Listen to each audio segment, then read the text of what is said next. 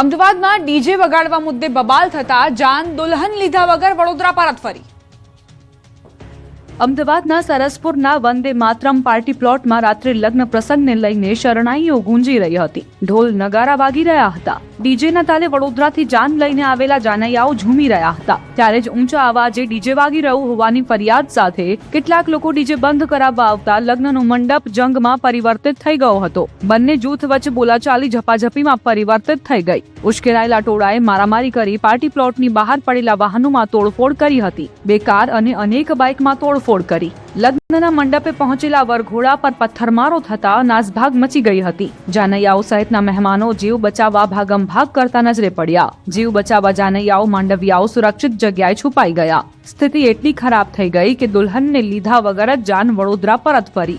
ઘટનાની જાણ થતા ડીસીપી સહિત ઉચ્ચ અધિકારીઓએ સ્થળ પર પહોંચી મામલો કાબૂમાં લીધો। પોલીસે એક સગીર સહિત 7 આરોપીની ધરપકડ કરી। જેના લગ્ન હતા તે યુવતીના પરિવારજનો પોલીસ સ્ટેશન પહોંચ્યા અને ન્યાયની માંગ કરી રહ્યા છે। તો ઘટનાને લઈ વીએચપીના નેતાઓ કાર્યકરો પણ પોલીસ સ્ટેશન પહોંચ્યા અને આરોપીઓ સામે કડક કાર્યવાહીની માંગ કરી। તો પોલીસ અધિકારીએ પણ આ મામલે જવાબદારો સામે કાર્યવાહીની ખાતરી આપી છે।